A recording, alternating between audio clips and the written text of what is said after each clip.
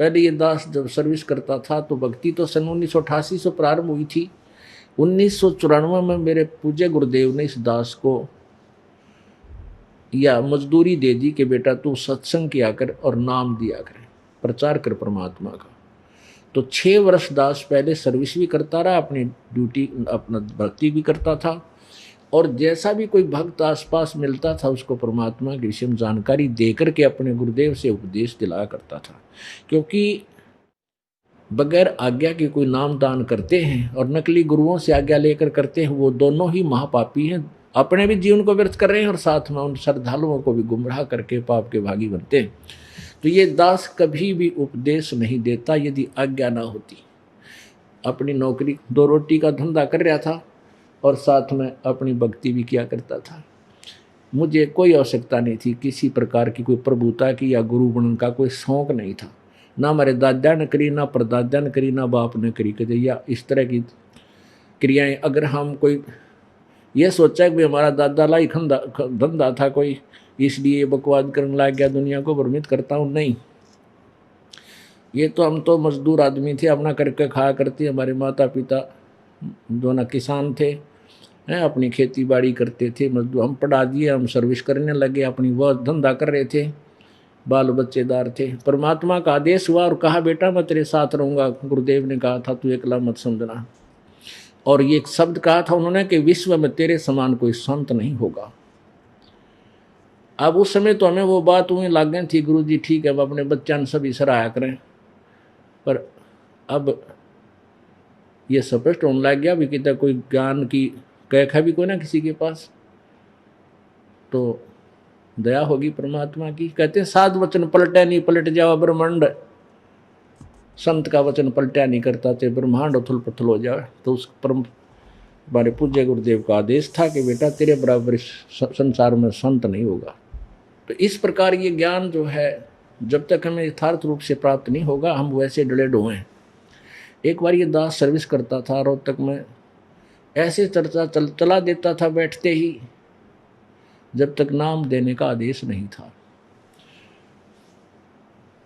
कहते थे भाई भगवान की भक्ति करो, फिर आखिर में ये कहता कबीर भगवान है, तो सबके मुंह में कुनेन सी आ जाती।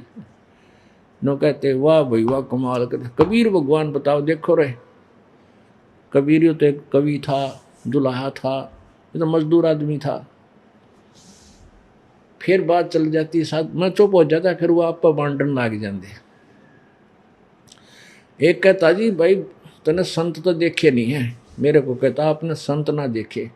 एक बार मैं, वो बता रहा है कोई साथी मेरा, एक बार मैं हरिद्वार तो आ गया, ऋषिकेश में पहुंच गया और वहाँ 20-30 आदमी बैठे सुबह सुबह बखत से, गर्मियों के दिन थे। मैं भी वहाँ बैठ गया जाके, तो वहाँ चर्चा चल रही कि इस जंगल में एक बहुत बड़ा महापुरुष रहता है, बड़ा सिद्ध पुरुष रहता है संत, और जय उसके दर्शन हो जाना बेड़ा पार हो जाए। और वो भाई पर्दे पर केवल एक केले का पत्ता बांधता है और आदमी के निकट नहीं आता, आदमी दिख जाए ना भाग के जंगल में घुस जाता, गहरा चला जाता है, और ना वो किसी जंगली जानवर तन डरता। तो उसके दर्शन के लिए सुबह सुबह यहाँ आ जाते हैं व्यक्ति देखने खातिर, तो वो बैठे रहे। उनमें से एक बता रहा था, वो वहाँ बैठे थे, कि एक दिन मैंने तो उसको देखा नहीं, संत ने मुझे देख लिया और वो एकदम मुझे देखते ही बैक वापस मुड़कर भाग लिया। मैंने उसको पीछे पीछे से देखा। ओहो, अगर उनके दर्शन हो जाते तो मेरा बेड़ा पार हो जाता, इसलिए मैं डेली आता हूँ, शायद कभी सूत बैठ जा। अपने आत्माओं अब कहते हैं हम कहें साची दुनिया ठाव लाठी, तो मैंने उसके कहा मत उसका बेड़ा गर्क हो जाता उसके दर्शन करते, पार तब बहुत दूर की बात है। तो हमारी साचीता इसी बूंदी लागे कड़वी लगती है, क्योंकि अज्ञो ज्ञान किसी ने देखा ना सुना। अब क्या है परमात्मा का वो तत्व ज्ञान क्या बताता है, केले की कोपीन है जो फूल पान फल खाई, नर का मुख नहीं देखते जो बस्ती निकट ना जाही, वो जंगल के रोज हैं जो मुनस्यों बिद के जाही, निस दिन फिरें उजाड़ में भाइनो भगवान पावे नाही। क्या बता है कि केले की कोपीन है, केले के पत्ते का लंगोट बांध रखा है और फूल पत्ते, फूल पान और फल खा करके अपना जंगल में रहते हैं और नरक का मुख नहीं देखते, आदमी का तो वो दर्शन भी नहीं करते और बस्ती के निकट भी ना जाते। तो उनके विषय में कहते हैं तुम उनको भगवान मान रहे हो। उसके विषय में तत्व ज्ञान में लिखा है कि वो तो जंगल के रोज हैं, नील गाय धके खानते आंडे हैं।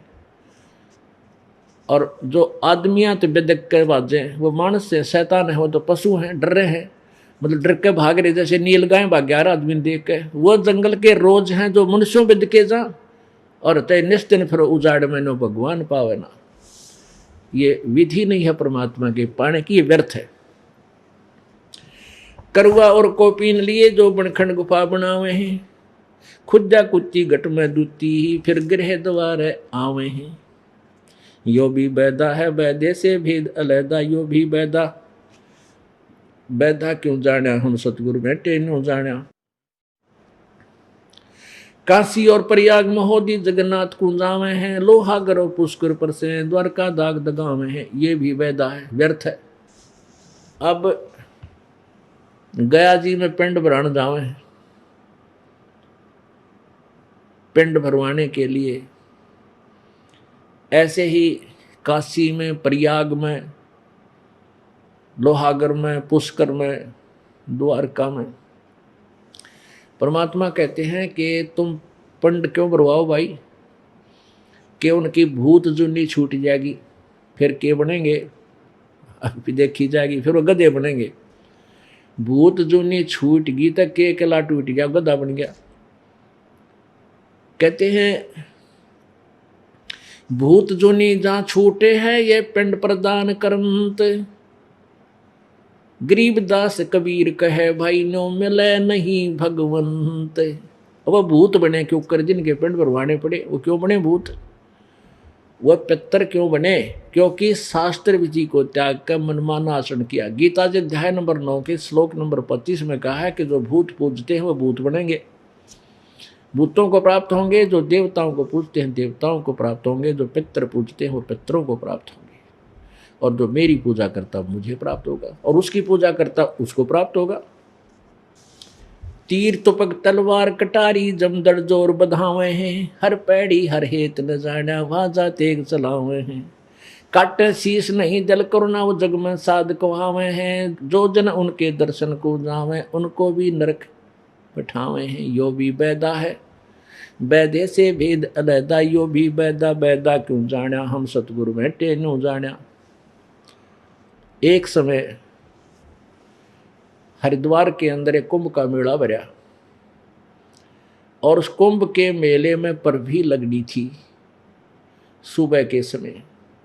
उस कुंभ के स्नानार्थ परभी लेने के लिए सभी ये जिनको हम साधु संत महात्मा कहते थे, ये तीनों गुणों के पुजारी, रजगुण ब्रह्मा, सदगुण विष्णु, तमगुण शिव जी, षट दर्शनी जिसको कहते हैं, ये नागा, कनपाड़े नाथ, बिना कनपाड़े नाथ, और भाई ये वैष्णो, ये सारे वहाँ पहुँच गए हरिद्वार में।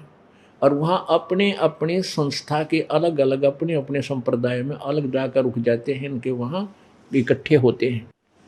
तो जैसे कनपाड़े नाथ अलग से, बिना कनपाड़े नाथ न्यारे, और नागा अलग से, और बाकी जो 10 नामी न्यारे वैष्णो साधु अलग से। जब स्नान का समय आया तो पूरे उनके झुंड के झुंड स्नान के लिए चल पड़े।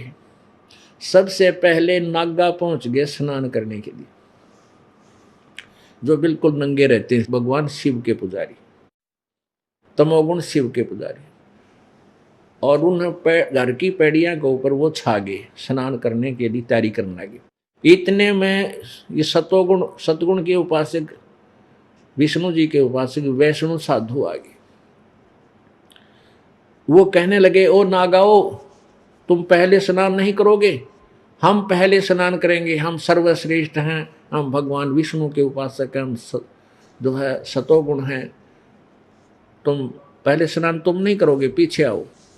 नागा कहने लगे नहीं, हम श्रेष्ठ हैं, हम त्यागी और बैरागी हैं, हम इतने त्यागी हैं कि शरीर पर हम वस्त्र भी नहीं रखते हैं। वैष्णु साधु कहने लगे तुम काहे के श्रेष्ठ हो, पशु की तरह नंगे फिरते हो, टट्टी के हाथ भी ना धोते, शरड़ फिरड़ बाहर मरो, वापस आओ, हम नहाएंगे पहले। अब पुण्यात्माओं वो हर की पैड़ी भी भूल गए, भगवान की श्रद्धा भी खत्म, और वहाँ हर की पैड़ी के ऊपर मुक्कम मुक्का गुट्टम गुट्टा वो उसके बाल पकड़ रहा, वो उसके बाल मारा सीधे लठ। तीर तलवार और कटारी न सीधे छुरे गोपन लागे। 25,000 वो ये त्रिगुण उपासक, तीनों गुणों के उपासक उड़ा कटका मर गए। तो तेरा गजब भैया। एक नान की बात थी, और गंगा के पानी में, गंगा के जल में जगह जगह से गंदे नाले के नाले डाल दिए जाते हैं, और फिर भी वो जल अशुद्ध नहीं, क्योंकि वो इतनी अधिक क्वांटिटी में है कि थोड़ा बहुत गंद भी पड़ जाए तो भी उसको दूषित नहीं कर पाता। और वह नाले हो जाए 1,000-2,000 आदमी पर 10-20,000 आदमी की बिजली पड़े थी पेपर, वो तो बहता पानी है उसका, खराब क्यों, बुद्धि भ्रष्ट हो रही लोगों की। बताइए साधु कितना हो गए। तो क्या बताया है उसके विषय में परमात्मा बता रहे अपनी वाणी में। अब वो साधना सही मान रहे थे पर भी लेने गए, थोड़ा मुक्तिकरण होता गई मुक्ति उनकी, पर तरीके दूसरे तो होगी, नाश कर लिया अपना। मुक्ति कड़ा होती गधे बनेंगे ऐसे बूढ़े कुकर्मी, बता दो इतनी भी सहन नहीं कर सके, काट दिया आपस में एक दूसरे। वो संत कहाँ थे, भगत कहाँ थे। काटे शीस नहीं दल करुणा, वो जग में साध कुआवे हैं। तीर तुपक तलवार कटारी जमदड़ जोर बदावे हैं, हर पैड़ी हर हेत न जाना, वहां जा तेग चलावे हैं। काटे शीस नहीं दल करुणा, वो जग में साध कुआवे हैं, जो जन उनके दर्शन को जावे, उनको भी नरक पठावे हैं। अब ये ऐसे ऐसे संत साधक थे, उन संतों के हम पुजारी थे, हम उनके शिष्य थे। परमात्मा कहते हैं इनकी तो दर्शन कर ले, वो भी उसको भी नरक ले जाओगे, कहें के मुक्ति दे थे। और यो मन उन नमराजी रहे बीबी, क्यों धंधे घुटी घाटी पीन लग जा, कोई प्रतिबंध है नहीं, कोई कुछ खाओ कुछ पियो, क्यों खुद देवे को सुल्फे की छुट्टे मारे बांगर गड़ के पी ले। तो चेल्या ने के चिंता करी से वो चेले फिर फ्रीडम मानता है। मन जो है ये उल्टे काम न पहले चावे और अच्छे मार्ग पर ला दे, घोड़े की तरह जा, अड़ियल घोड़े की तरह चलता नहीं, क्योंकि मन ये एक काल है, काल का एजेंट है, काल का दूसरा रूप है। और आत्मा के साथ काल ने यो अपना एक एजेंट छोड़ दिया कि या अच्छे काम ना कर ले, पाप कितना करे, कुबद कितना नाच ले गा ले, बूंदे बूंदी रागनी गा ले और कुछ भी कर ले, और गलत साधना कर लिया कितना कठिन, कितना पेट पलनियाँ चल ले, कोई दिक्कत नहीं, भूखा मर ले 5-5 दिन कट्ठे व्रत कर ले, कति मन नाटता नहीं। और जब इसने न्यू कह दे कि ये साधना त्याग दे और ये साधना दे, गीता में लिख रखी, वेदों में लिख रखा, तो या कर ले, छोड़ या नहीं भाई, उस समय रंग गया।